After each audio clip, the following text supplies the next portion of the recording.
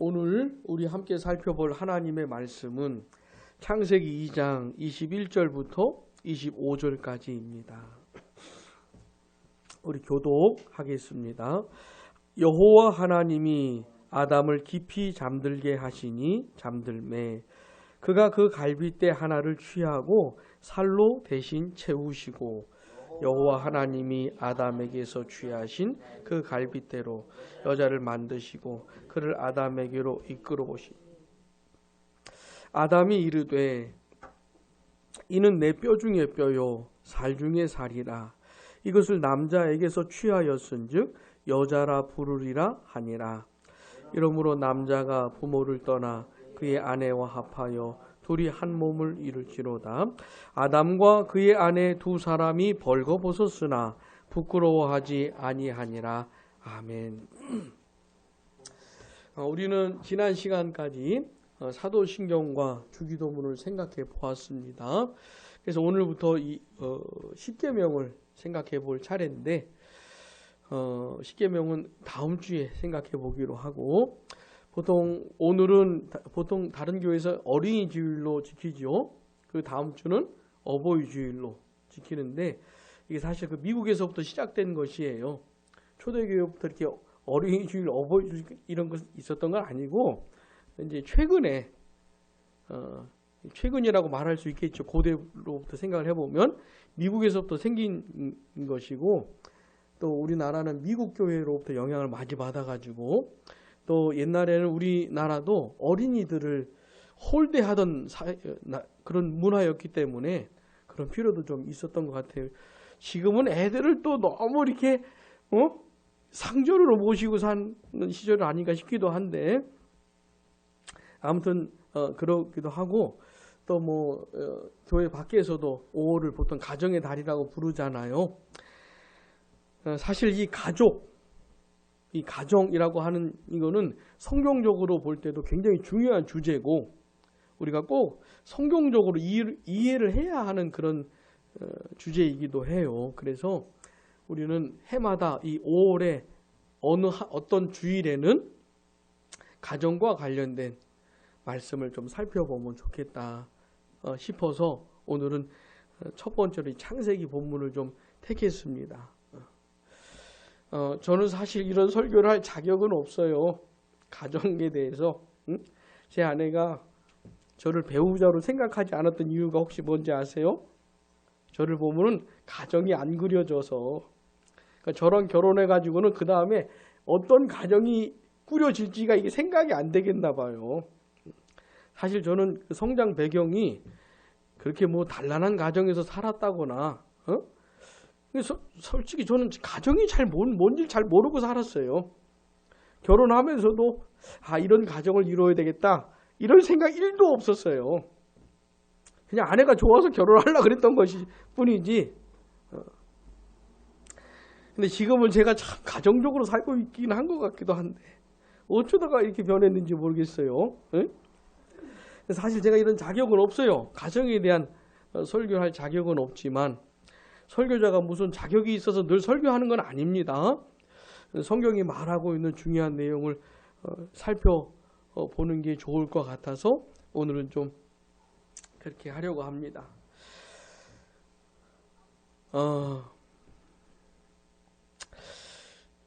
하나님께서 이렇게 원하시는 그 모습이 있어요. 여기서 우리가 지금 말한 가정은 예수님을 믿고 구원받은 이런 영적인 가족을 말하는 게 아니고 그냥 이 세상에 태어나서 내가 맺어진 가족이 있잖아요.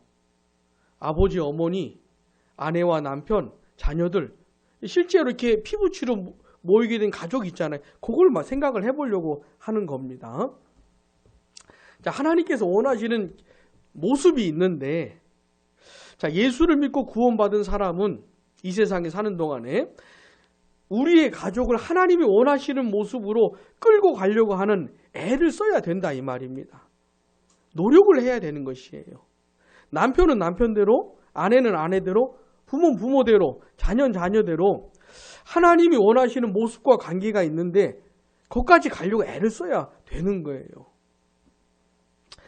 물론 완성치를 만들 수는 없습니다. 하나님이 원하시는 그 모습까지 갈 수는 없어요. 다만 노력하는 겁니다. 그리고 왜 우리 가족은 왜 이래? 응? 이러면서 낙심하지 마세요. 낙심하지 마세요.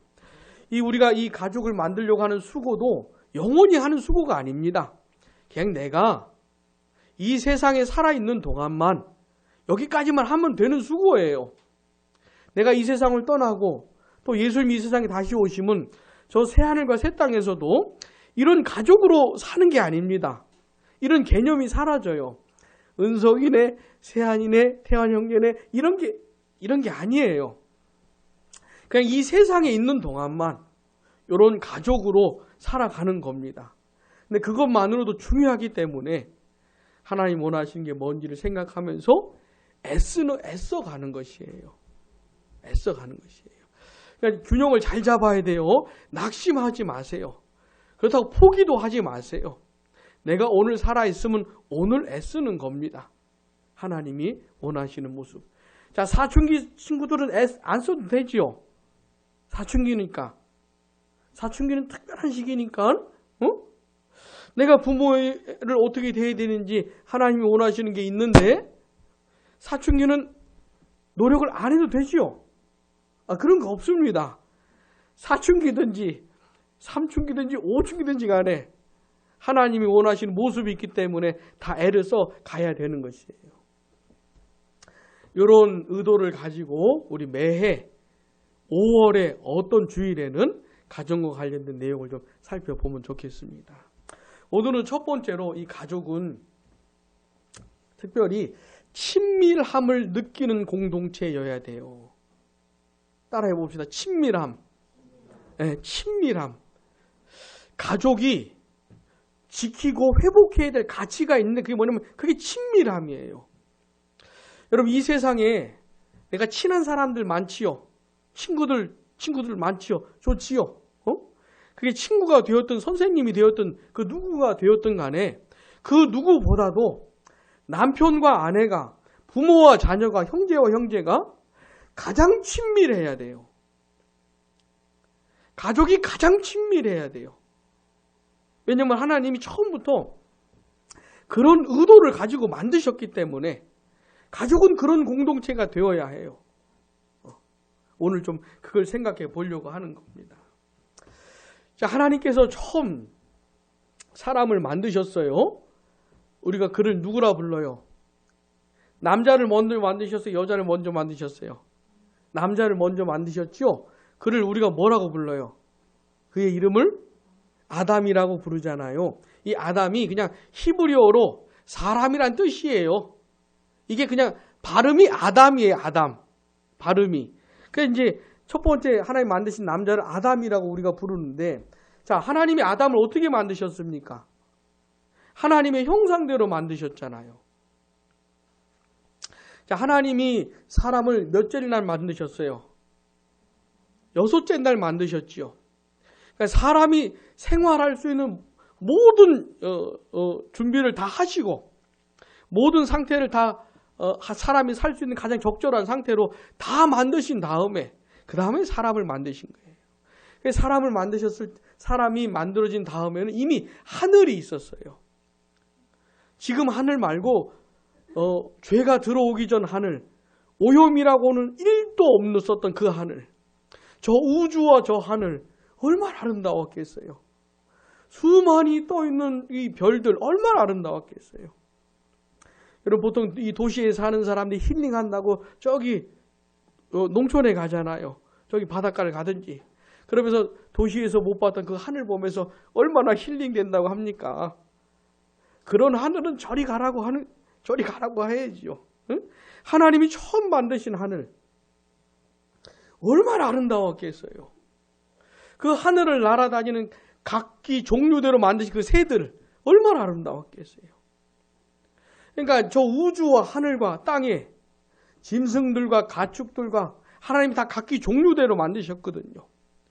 또 그 아름다운 식물들, 응? 그러니까 얼마나 아름다웠겠어요. 아담이 봤던 세상이, 아담이 만들어진 다음에 봤던 그 세상이 얼마나 아름다웠겠습니까? 여러분 이 세상이 하나님이 만드신 이 지구가, 이 우주가 왜 그렇게 아름다운지 아세요? 하나님이 아름다운 분이기 때문에 그래요. 하나님이 아름다웠기 때문에 하나님의 그 아름다움을 드러내게끔 아름답게 만드신 거예요. 여러분 그 TV 프로그램 중에 나는 자연이다 이거 혹시 본 적 있으세요? 그런 프로가 있어요. 그런 프로가. 그 이제 보통 세상에서 열심히 일하다가 몸도 상하고 마음도 상하고 지칠 대로 지쳤던 분들이 산을 찾아가 가지고 산을 개척해 가면서 집도 짓고 뭐 이제 농사도 짓고 뭐 이렇게 이러면서 이제 살아가는 그런 것을 보여주는 프로그램이 있는데 대부분 하는 얘기들이 뭐냐면 너무 행복하다는 거예요. 세상에서 치이며 살다가 아니면 심각한 질병에 걸렸기도 했었는데 여기 안에 살다 보니까 너무 행복하다는 것이에요. 그런 게 있지요. 산이 주는 그런 힐링을 시켜주는 그런 게 있잖아요. 그러니까 아담이 얼마나 좋았겠어요. 아담이 봤던 세상을 우리도 만약에 볼 수 있다면은 저 같은 사람도 화가가 될 수 있을 것 같아. 될 수는 없어요. 되고 싶어 할 것 같아. 아니면 사진작가라도 시인이라도 막 되고 싶어 했을 것 같아요. 그 세상을 나도 같은 사람도 이렇게 삭막한 사람도 봤다면은 그러니까 그런 세상인 거예요. 자, 그런 세상을 다 만드시고 아담을 지으셨으니 아담이 얼마나 행복했겠어요. 게다가 아담은 하나님의 형상대로 지음을 받았기 때문에 그 하나님과 온전한 교제를 나눌 수가 있는 존재로 만드신 거예요. 아담도 하나님을 사랑하고 하나님을 기뻐하고 그 하나님의 은혜와 사랑도 아담에게 부어지는 너무너무 친밀한 교제를 나누는 그런 존재로 아담을 만드셨으니 생각해 보세요. 뭐 부족한 게 뭐가 있겠습니까? 이보다 더 좋을 수 없는 상태로 만드신 거 아담을. 응? 이보다 더 기뻐할 수 없는 상태로 만드신 거예요. 그 더 이상 기뻐할 수 없는 기쁨을 평생 누리면서 살도록 만드신 거예요. 자, 그러면 이 아담이 뭐가 부족했겠어요? 부족한 게 하나도 없을 거 아닙니까?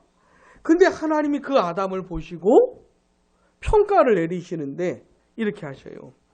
자, 2장 18절 같이요. 여호와 하나님이 이르시되 사람이 혼자 사는 것이 좋지 아니하니 내가 그를 위하여 돕는 배필을 지으리라 하시니라. 아멘. 자, 하나님이 그 아담을 보셨는데 뭐라고 말씀하세요? 혼자 사는 게 좋지 않다는 것이에요. 아니, 그렇게 행복한 상태로 만들어 주셨는데 그렇게 아담이 그냥 혼자 행복하게 살면 되잖아요. 하나님과 교제하고 저 우주 보고 하늘 보고 바다 보고 산 보고 꽃 보고 새들 보면서 그 좋은 공기 마시면서 그 아담 혼자 행복하게 살면 되잖아요. 근데 하나님 보실 때 그게 아니라 이거예요. 뭔가 부족하다는 것이에요. 뭔가 아니라는 것이에요.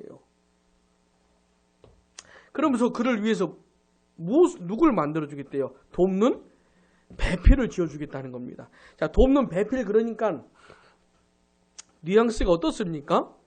하나님이 아담에게 맡기신 어떤 사명이 있는데 이 사명 혼자 감당하기 힘들 테니 아담을 도와서 함께 감당하는 어떤 사명 협력팀? 뭐 이런 식의 돕는 배필이라고 하는 이런 뉘앙스가 있잖아요. 그런 의미가 있긴 하지만 그보다 먼저 뭐냐면 아담하고 교제할 수 있는 그런 존재를 만들어 주시겠다는 것이에요. 그러니까 아담은 있잖아. 사람은 하나님하고 교제만 하면 되는 게 아니에요. 저 우주랑 산이랑 바다랑 그런 것들 보기만 하면 되는 게 아니에요. 강아지랑 얘기하고 고양이랑 얘기하고 뭐예요? 장미꽃 돌봐주고 이러면서 살면 되는 게 아닌 것이에요. 그러면 다 채워지는 존재가 아닌 것이에요. 하나님도 아니고 동물도 아니고 식물도 아닌 아담하고 똑같은 사람이 필요한 것이에요. 사람이. 똑같은 존재가 필요한 거예요. 그래야 아담에게 이 채워지는 그런 존재로 만드신 게 사람인 거예요. 그래 하나님이 부족한 걸 보시고 그 아담하고 교제할 수 있는 대상 만들어 주겠다 이런 말이에요. 자, 그리고 나서 19절부터 20절 얘기가 뭡니까? 이제 하나님이 지으신 각종 들짐승들, 가축들, 새들을 아담에게로 데려오신 다음에 아담으로 하여금 이름을 짓게 하는 과정을 밟게 하지요. 자, 아담이 어떤 동물이나 새의 이름을 지으려면 그 동물과 새의 특성과 특징을 정확히 파악을 해야 되겠지요. 우리가 뭘 만든 다음에 그것에 이름을 붙일 때에도 그것의 특성을 정확히 판단한 다음에 적절한 이름을 붙여주잖아요. 예를 들어서 저 같은 사람한테 장미꽃 이렇게 이름 붙이면 안 되는 거 아닙니까? 안 어울리니까. 그죠? 그러니까 아담이 있잖아요. 각종 새, 짐승 정확히 파악을 하고 적절한 이름을 붙여주는 거예요. 자, 그 다음에 20절 마지막에 보세요. 아담이 돕는 배필이 뭐예요? 없다. 근데 히브리어 성경을 보면 돕는 배필을 못 찾았다 이렇게 나와요. 없다 이게 아니고 못 찾았다는 것이에요. 그러니까 모든 가축들, 모든 들짐승들, 모든 새들 봤는데 아담하고 교제할 존재가 없다는 것이에요. 그래서 하나님께서 아예 그냥 새로 만들어 주십니다. 만들어 주셔요. 자, 21절, 22절 같이요. 여호와 하나님이 아담을 깊이 잠들게 하시니 잠들매 그가 그 갈빗대 하나를 취하고 살로 대신 채우시고 여호와 하나님이 아담에게서 취하신 그 갈빗대로 여자를 만드시고 그를 아담에게로 이끌어 오시니. 그래서 이번에는 하나님께서 아예 새로 만들어 주십니다. 분명히 아담은 아닌데 그렇다고 짐승도 아니고 새도 아니고 남자는 아닌데 똑같은 사람으로 다른 존재를 교제할 수 있는 존재를 만들어 주신 것이에요. 그리고 그를 만드시고 아담에게로 데리고 오셨는데 아담이 그 여자를 본 겁니다. 그 존재를 본 것이에요. 근데 고양이를 볼 때, 강아지를 볼 때하고는 전혀 느낌이 다른 겁니다. 독수리를 볼 때하고는 전혀 느낌이 다른 것이에요. 그리고 나서 뭐라고 합니까? 보더니 23절 같이요. 아담이 이르되 이는 내 뼈 중에 뼈요 살 중에 살이라. 이것을 남자에게서 취하였은즉 여자라 부르리라 하니라. 아멘. 내 뼈 중에 뼈요 살 중에 살이라. 이게 히브리어를 보면은 시예요. 시적인 표현이에요. 산문체가 아니고 시적인 표현이에요. 그러니까 아담이 그 여자를 보고는 어떻게 해요? 너무너무 좋은 겁니다. 그 기쁨을 짐승들, 새들 봤을 때 하고는 전혀 종류가 다른 그 기쁨을 지금 아담이 맛보는 것이에요. 아담이 막 시를 짓고 있는 거예요. 노래를 부르고 있는 것이에요. 내 뼈 중에 뼈, 살 중에 살이라고 하는 게 뭐냐면 나하고 교제할 수 있는 하나님도 아니고 짐승도 아닌데 나하고 똑같은 사람으로 나하고 교제할 수 있는 친밀한 교제를 나눌 수 있는 그 존재구나 이런 얘기예요. 내 뼈 중에 뼈, 살 중에 살이라. 이게 이 고백이. 그러니까 너무너무 특별한 존재를 만난 겁니다. 아담이.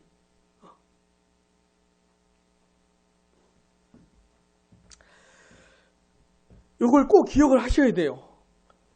자, 그렇게 거의 완벽한 상태로 지냈던 아담이 혼자 지내는 것을 하나님 보기에 좋게 생각하지 않아서 누굴 만들어 주셨어요? 그 아담과 교제할 수 있는 대상을 만들어 주셨습니다. 그리고 아담에게 데려다 주셨더니 아담이요 너무너무 행복한 것이에요. 너무너무 좋았던 것이에요. 하나님만으로 이런 노래 아세요? 주님 한 분만으로 나는 만족해. 이 노래 아세요? 이게 맞는데 맞지 않을 수 있는 것이에요. 사람은 잘 해석을 해야 돼요. 주님 한 분만으로 만족해 이게 그게 맞다면은 하와를 뭐하러 만들어 주셨겠어요? 응? 그러니까 여자를 만들어서 채워줘야 될 그 부분이 그 필요가 있다 이 말입니다. 사람은. 그래서 그 친밀함을 누릴 수 있는 특별한 대상을 만들어 주셨다는 걸 요걸 꼭 기억을 하셔야 돼요. 그래서 이제 아담과 하와가 살겠죠. 함께 살게 되겠죠. 그러면서 그 친밀함을 누려야 되는 겁니다. 근데 그 얘기 다음에 24절 보시면 같이요. 이러므로 남자가 부모를 떠나 그의 아내와 합하여 둘이 한 몸을 이룰지로다. 그 다음에 갑자기 결혼 이야기로 진행이 되지요. 결혼 이야기로. 자, 남자가 부모를 떠나 그의 아내와 합하는 게 뭐예요? 결혼하는 거 아닙니까? 그죠? 결혼하려면 남자가 부모를 떠나야 돼요.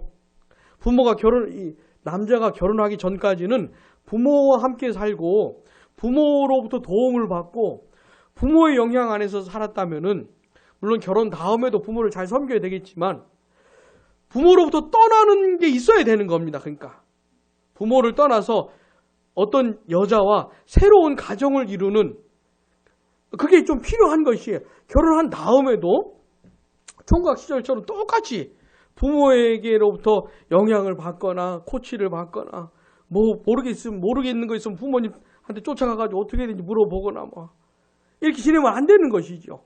응? 자, 그러니까 아담과 하와 얘기한 다음에 그 다음에 이제 결혼 얘기를 해주고 있는 거예요. 그러니까 이 아담과 하와는 하나님이 지금 결혼시켜 주신 거예요. 그러니까 우리 식으로 말하자면 아담과 하와를 결혼시켜 주신 거예요. 근데 그의 아내와 합하여 그다음 뭐라 그래요? 둘이 한 몸을 이룰지로다 그랬잖아요. 이거는 뭐냐면 성적인 관계를 포함한 얘기입니다. 그러니까 이 세상에서 내가 성적인 관계를 가질 수 있는 사람은 결혼한 남편이나 아내뿐이에요.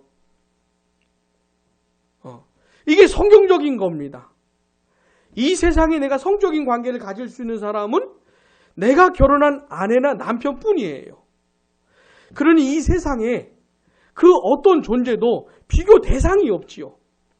이 남편과 이 아내는 세상에서 가장 특별한 존재인 것이에요. 그러니까 하나님께서 그렇게 결혼을 허락해 주시는 겁니다. 근데 지금 세상은 전혀 그렇지 않지요.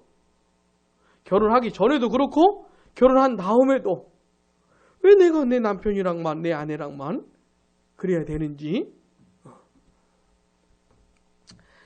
세상이 아무리 그렇게 흘러가도 하나님을 섬기는 사람들은 어떻게 해요? 성적인 관계는 오직 내가 결혼한 그 사람하고만 갖는 것이에요. 하나님이 그렇게 만들어 주신 거예요. 그러면서 그 남편과 아내의 친밀함을 더 특별하게 누리게 하시는 겁니다. 더 특별하게. 그래서 꼭 생각을 해야 돼요.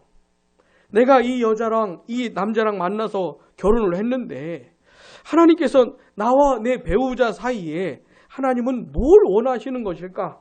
뭘 원하신다고요? 친밀함을 원하신다고요. 그러니까 세상에 그 어떤 여자보다도 내 아내랑 가장 친해야 돼. 세상에 그 어떤 남자보다도 내 남편이랑 가장 친해야 돼요. 이게 하나님이 원하시는 거라. 이게 하나님이 원하시는 거 이게. 결혼한 다음에도 남자친구 만들고 여자친구 만들고 이딴 짓은 하면 안 된다 이 말이요. 심지어 네 여자친구 몇 명이니? 이런 거 자랑하고 이런 등신 같은 놈이 여자친구도 없냐고. 일상 대화요 그게 그냥. 세상에 아무리 그렇게 흘러가도 하나님을 섬기는 사람들은 어떻게 해요? 내가 세상에서 가장 친한 여자는 누구여야 돼? 내 아내고 가장 친한 남자는 내 남편이어야 되는 것이에요. 자, 그러다가 이 남편과 아내를 통해서 자녀가 태어나면 어떻게 되는 겁니까? 그 친밀함의 관계가 이제 자녀들로 이어져야 되는 것이에요. 남편과 아내가 누렸던 그 친밀함을 이제 부모와 자녀 사이에도 친밀함을 경험해야 하는 것이에요. 그 친밀함을 누리라고 자녀들을 주시는 거예요. 주시는 이유 중에 하나가.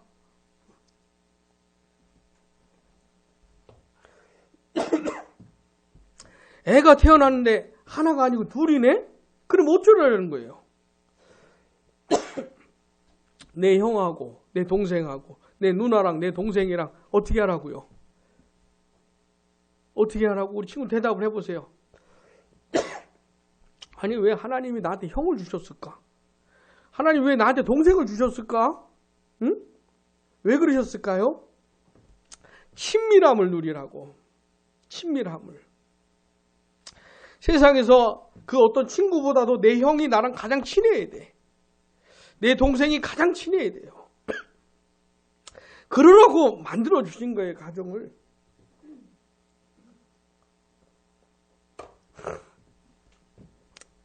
자, 우리가 생각하는 가정, 하나님이 원하시는 가족의 모습, 어떤 모습입니까?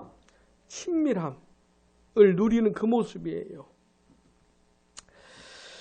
이거 잊지 마세요. 그러면 이 친밀함이라는 게 어디로부터 오는 것인가? 왜 하나님은 가족을 전쟁터로 안 만드시고 왜 이렇게 친밀한 서로 너무 사랑하고 좋아하고 기뻐하고 붙들어주고 이렇게 왜 이렇게 친밀하고 가까운 그런 모습으로 가정을 만들어 주신 것인가? 그 친밀함이 어디로부터 오는 것인가? 우리 요한복음 17장 한번 가봅시다.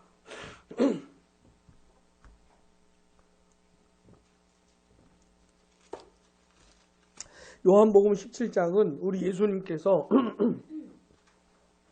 십자가에 못 박혀 죽으시기 전에 아버지께 하셨던 그 기도입니다. 그런데 이 17장 안에는 창세 전에 아버지와 아들이 누렸던 그 교제에 대해서 말을 해주고 있어요. 17장 4절 같이요. 17장 5절 같이요. 시작. 아버지요, 창세 전에 아버지와 함께 가졌던 영화로서 지금도 아버지와 함께 나를 영화롭게 하옵소서. 아멘. 자, 예수님이 우리 삼위일체 좀 공부했잖아요. 그러면 예수님이 하나님께 아버지라고 부르잖아요. 이게 얼마나 특별한 건지 아시겠어요? 아시겠지요? 이쯤 되면 감이 좀 와야 되는데 하나님을 아버지, 예수님처럼 아버지라고 부를 수 있는 분은 예수님밖에 없어요. 왜 그런 겁니까? 영원전에 성부에게서 유일하게 나신 분이기 때문에. 나셨다는 말이 무슨 말인지 이건 신비로운 것이어서 알 수는 없지만 아버지와 아들의 그 특별한 관계를 표현하는 말이에요, 그게. 그러니까 그 어떤 존재도 하나님을 예수님처럼 아버지라고 부를 수 있는 존재가 없어요. 왜요? 예수님은 영원전에 유일하게 나신 분이기 때문에 하나님을 아버지라고 부르는 거예요. 그래서 아버지와 아들의 관계인 것이에요. 근데 이 아버지와 아들의 관계가요, 너무너무 친밀한 관계인 거예요. 도무지 상상할 수도 없고 설명하고 표현할 수도 없는 그 친밀한 관계인 겁니다. 왜요? 아버지에게서 나신 아들이기 때문에. 이렇게 아버지와 창세전에 내가 아버지와 함께 가졌던 영화를 말해주고 있어요. 그러니까 아버지가 아들에게 영화를 돌리고 아들이 아버지께 영화를 돌리고 아버지가 아들을 높이고 아들이 아버지를 높이고 24절도 봐보세요. 아버지여 내게 주신 자도 나 있는 곳에 나와 함께 있어. 같이요. 아버지께서 창세전부터 나를 사랑하심으로 내게 주신 나의 영광을 그들로 보게 하시기를 원하옵나이다. 아멘. 아버지께서 창세전에 아들을 어떻게 해요? 사랑하심으로 아들을 높였다는 것이에요.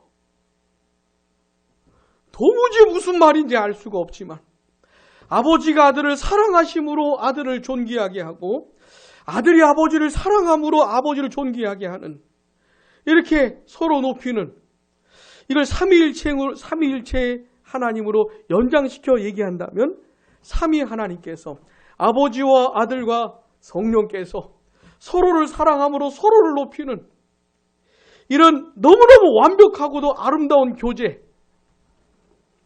친밀함이 막 뿜어져 나오는 이 교제를 창세전에 나누고 계셨던 것이에요. 삼위 하나님께서. 자, 그런데 우리 예수님께서 이제 기도하는 내용을 보니까 이제 예수님을 믿고 구원받을 사람들을 위해서 예수님 기도하시는데 그 기도하는 내용이 너무너무 놀랍습니다. 자, 요한복음 17장 20절 봐보세요. 내가 비옵는 것은 이 사람들만 위함이 아니요 또 그들의 말로 말미암아 나를 믿는 사람들도 위함이니.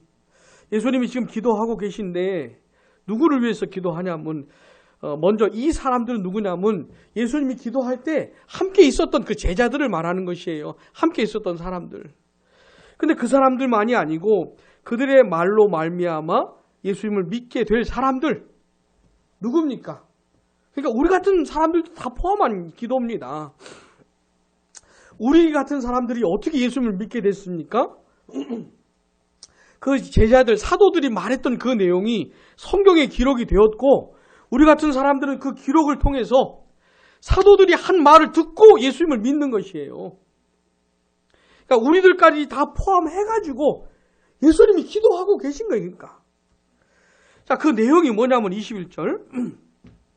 아버지여, 아버지께서 내 안에, 내가 아버지 안에 있는 것 같이, 아버지가 아들 안에, 아들이 아버지 안에 있는 것 같이, 아버지 하나님이 아들 하나님 안에, 아들 하나님이 아버지 하나님 안에, 그 하나됨, 말할 수 없이 친밀한 그 하나됨을 지금 말을 하고 있는 것이에요.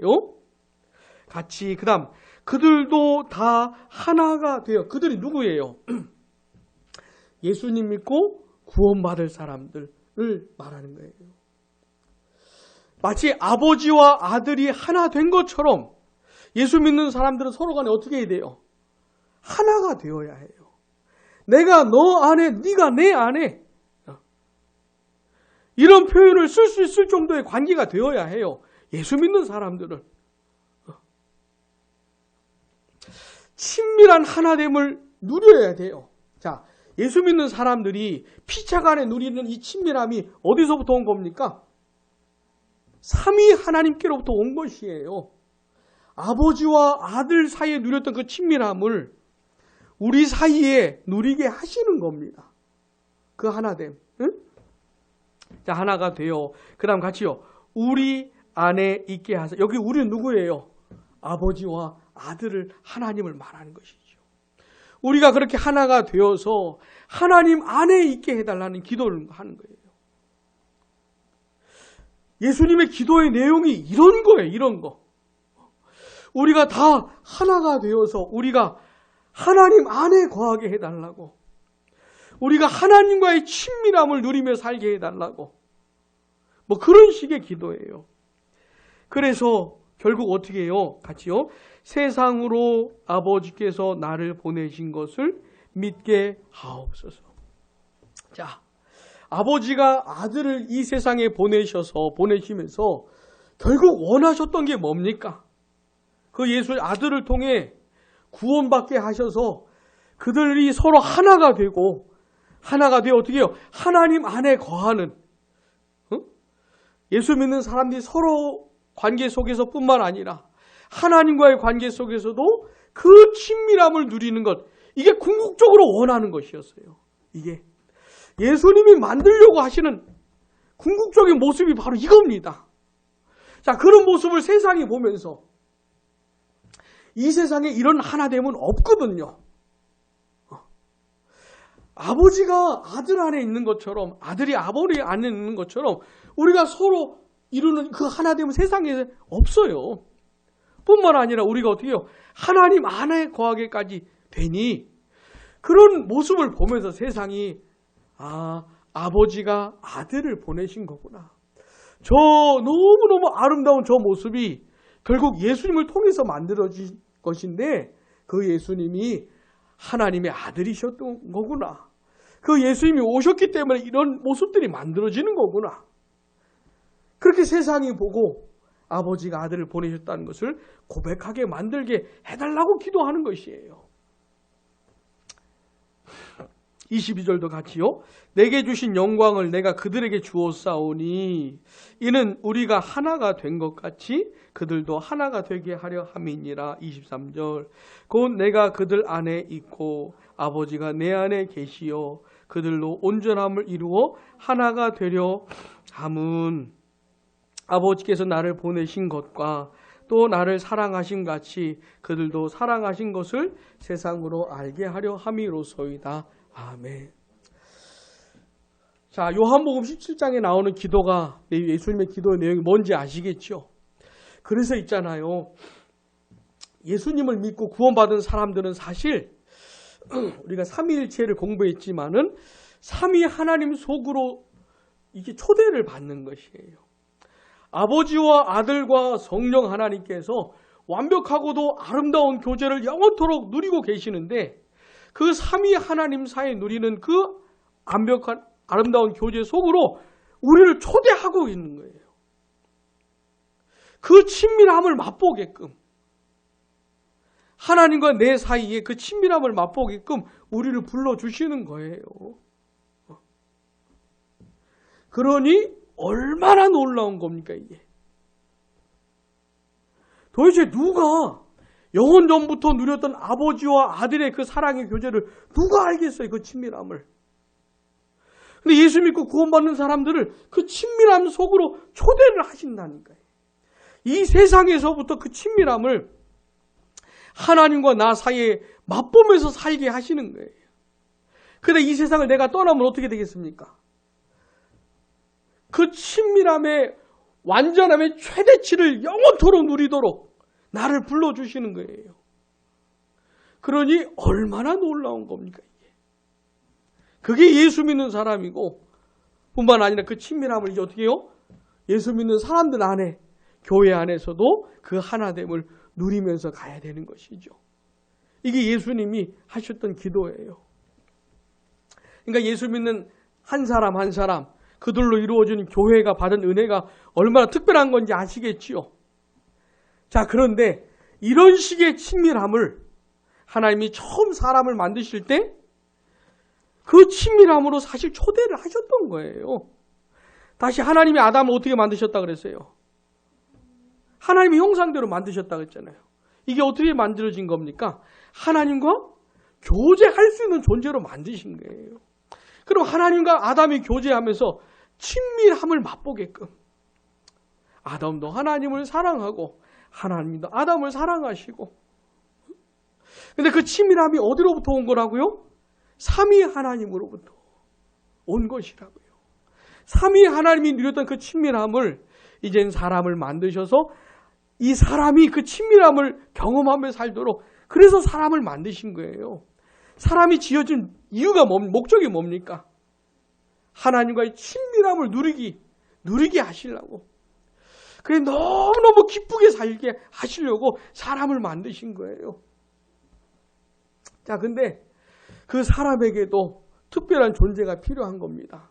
하나님 말고 고양이, 강아지 이런 거 말고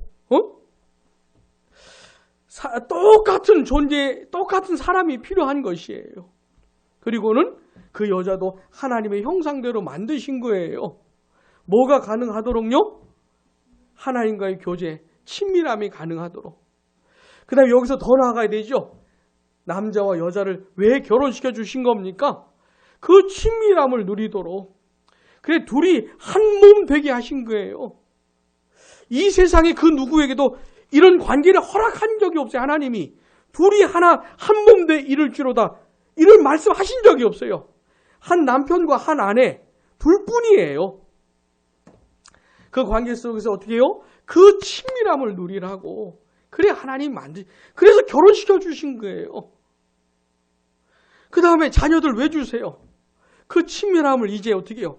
자녀들하고도 나누라고. 자녀들을 허락해 주신 거예요. 자, 오늘 우리는 가정과 관련된 첫 번째 내용을 생각해 봤습니다. 자, 하나님이 원하시는 가족의 모습은 뭡니까? 친밀함을 경험하는 공동체. 남편과 아내 사이에, 부모와 자녀 사이에, 자녀와 자녀 사이에 뭘 경험해야 돼요? 친밀함을 경험해야 되는 것이죠. 그렇게 만드신 거예요. 잊지 마셔요. 그럼 이런 질문을 할 수 있겠죠. 근데 왜 우리는 안 그런 겁니까? 왜 우리는 안 그런 겁니까? 하나님이 처음 남자와 여자를 만드시고 그렇게 아름답게 이렇게 짝지어 주시고 이런 부부를 허락해 주셨다면은, 이런 가정을 허락해 주셨다면 왜 우리는 안 그런 겁니까? 이런 질문을 할 수 있겠죠. 현실이 안 그러니까. 자, 왜 그런 겁니까? 죄가 세상에 들어와서 그런 것이죠. 사람이 죄를 짓고 죄가 세상에 들어와 죄가 사람들에게 영향을 미치게 되었기 때문에 그런 것이에요. 그래서 하나님이 처음 원하셨던 그런 가족의 모습이 아닌 다른 모습으로 펼쳐지는 겁니다. 죄 짓자마자 아담이 하와 탓을 해요. 하나님께서 아담에게 너 왜 선악을 알게 하는 나무의 열매 내가 먹지 말라 그랬는데 너 왜 먹었어? 그랬더니 아담이 뭐라 그래요? 이 여자 때문이라는 거지. 내 뼈 중에 뼈요, 살 중에 살이라고. 아니 얼마 전에 그래 막 고백했고 시 짓고 막 이랬던 사람이 죄 짓고 죄로 인해 사람이 망가지니까 어떻게 해요? 이 여자 때문이라고. 응? 여자를 주신 하나님 때문이고 하나님 주신 여자 때문이라고. 난 별로 잘못한 게 없는데 난 먹으려고 했던 거 아닌데 이 여자 때문이라고. 이렇게 바로 돌변하잖아요. 망가지는 것이죠, 사람이. 자, 남편이 아내 보면서 당신 때문이라 그러면 아내는 가만히 있겠습니까? 웃기고 있네. 가만히 있질 못하지요. 응? 자, 그 다음에 창세기 4장 가보면 아담과 하와가 자식 둘을 낳아요. 첫째 아들 이름 뭐예요? 가인. 둘째 누 이름 뭐예요? 가인이 아벨을 쳐 죽여요.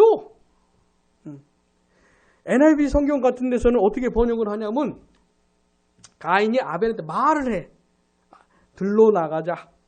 들로 나가자. 그러니까 다른 역본에 보면은, 다른 사본에 의하면 가인이 아벨을 충동적으로 죽인 게 아니에요. 그러니까 죽이고 싶어가지고 죽일 장소 찾아가지고 들로 나가자.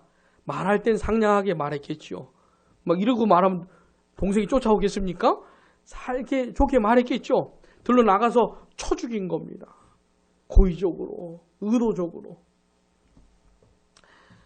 아니, 아담과 하와가 처음 아들을 낳았으니 시간이 얼마 흐르지 않은 거지 않습니까? 근데 얼마 흐르지도 않았는데 벌써 살인을 해요. 가족 안에서 살인이 벌어져요. 그러니까 이 세상에 죄가 들어온 다음에, 죄로 인해 사람이 망가진 다음에는 가족이 하나님 처음 원하셨을 때는 친밀함을 누릴 수 있는 그런 공동체였는데, 이제는 정말 가정만 생각하면 진짜 화가 치미는. 내가 학교에서도 직장에서도 괜찮은데 집에만 들어가면은 막 도저히 못 살겠는 그런 곳이 되기도 하는 것이죠. 내가 가장 사랑하는 사람이 내 아내이고 내 남편이고 내 부모고 자녀여야 하는데 가장 미워하는 사람이 아내고 남편이고 부모고 자녀가 되기도 하는 것이에요.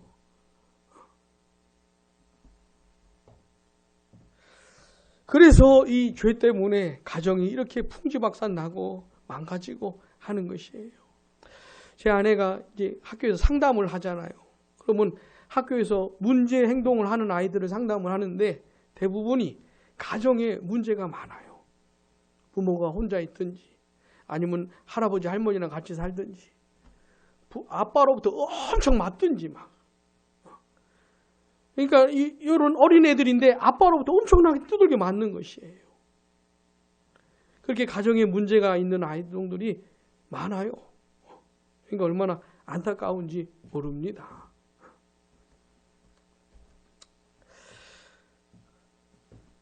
어떻게 해야 됩니까?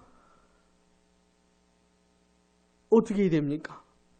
현실이 이런데 어떻게 해야 됩니까? 그래도 포기하면 안 되지요. 자, 나 같은 사람의 우리의 신앙도 있잖아요. 조금씩 나아지는 거잖아요.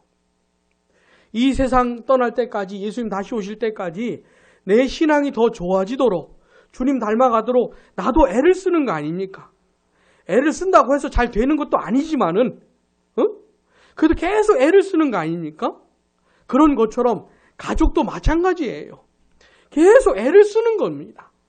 만들어 가려고. 오늘 말씀대로 하자면 친밀함을 누릴 수 있는 공동체로 만들기 위해서 내가 애를 써가는 것이에요. 그러니까 낙심하지도 말고 포기하지도 말고 계속 그렇게 노력해 가야 하는 겁니다. 저는 결혼한 지 한 20년이 된 것 같아요. 2002년도에 저는 결혼했거든요. 맞죠? 그냥 한 20년이 흘렀는데 저는 이 목회하고 또 뭐 어떤 때는 선교 생각하면서 저기 호주, 서부 호주 퍼스에서 1년 2개월 살고요. 저기 인도네시아 자카르타에서는 2년 반 살고, 저기 중국 선전에서 한 1년 살고, 대구에서 한 6년 살고, 나머지 서울에서 살고, 뭐 이랬어요. 그러면서 교회 사역을 했으니 얼마나 많은 사람들을 제가 만났겠어요. 얼마나 많은 일들을 겪었겠어요. 때로는 어떤 사람 때문에 너무 힘들기도 하고, 때로는 재정이 너무 궁핍해가지고 너무 힘들기도 하고. 자, 근데 그 세월을 있잖아요. 같이 겪은 유일한 사람이 있어요. 유일한 사람이 제 아내라 이거예요. 그러니 이 세상의 모든 여자들하고는 전혀 종류가 다른 여자가 딱 한 사람이 있어요. 그 세월을 함께 산 사람이 딱 한 사람이 있어요. 근데 저는 개인적으로 미안한 마음이 참 커요. 늘 미안한 마음이 커요. 그래서 성경에 보면 남편이 아내를 사랑하라는 얘기에 교회가 예수님이 교회를 사랑하신 것처럼 남편이 아내를 사랑하라 그러잖아요. 그러면 그런 말씀 들으면 그렇지, 내가 내 아내를 이렇게 대해야지, 이렇게 마음도 먹고 기도도 하고 이러다가 아내가 하는 그 잔소리 한번 딱 들으면은 싹 마음이 싹 정리가 돼. 물론 내가 잔소리 들을 만한 짓을 했겠죠. 그렇게 생각을 해야 되겠죠. 근데 잔소리 한번 들으면 그냥 마음이 싹 이렇게 정리가 돼. 아이고, 사랑은 무슨, 내가 뭘 사랑할 수 있다고. 그러니까 어렵죠. 남편이 아내를 사랑하는 것도 힘들고, 아내가 남편한테 순종하는 것도 힘들고, 자녀가 부모를 공경하는 것도 힘들고, 부모가 자녀를 짜증 안 나게 만드는 것도 힘들고. 자, 그렇지만 어떻게 됩니까? 애를 써야 한다는 것만은 잊지 마셔요. 애를 써야 한다는 것. 자, 우리 가족을 친밀함이 넘치는 공동체로 만들기 위해서 내가 애를 쓰려고 할 때 가장 필요한 게 있습니다. 나한테. 그게 혹시 뭔지 아십니까? 하나님과의 친밀함을 경험하면서 사는 거예요, 내가. 하나님이 나를 얼마나 사랑하시는지 맛보면서 사는 거예요, 실제로. 그게 내 가족을 친밀함이 넘치는 공동체로 만들 수 있는, 그렇게 노력할 수 있는 비결이에요. 노력이라도 해볼 수 있는 비결이 뭡니까? 내가 하나님의 사랑을 맛보는 거예요.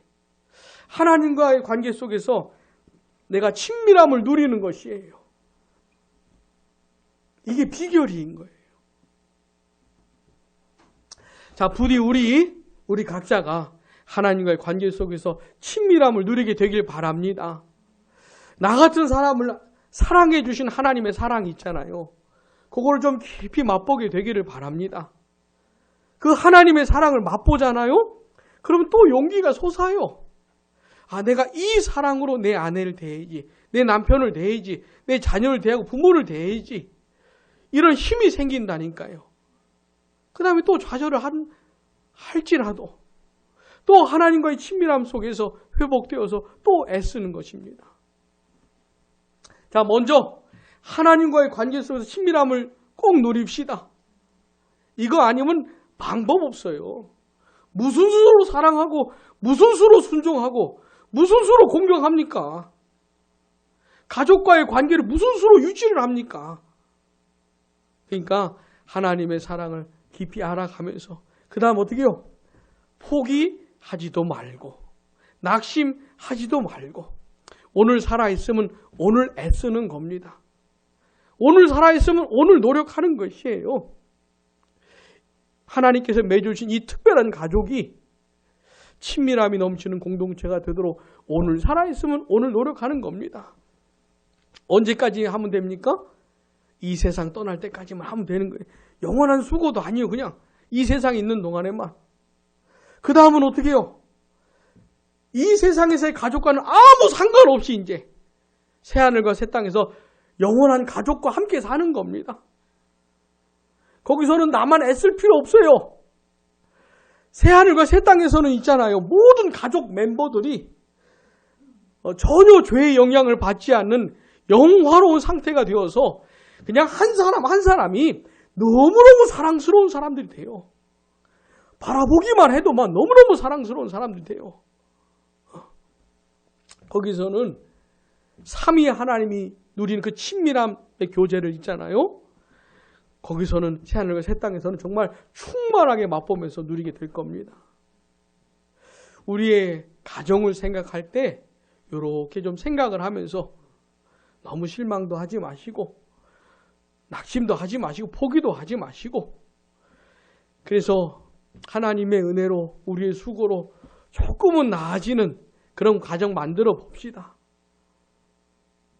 맨날 미워하고 싸우고 막 죽이려고 그러고 막 하나밖에 없는 형이고 하나밖에 없는 동생인데 세상에 둘도 없는 형제인데 사랑하고 좀 그런 관계가 되면 좋겠어요. 우리 내년 5월에 한번 또 만납시다.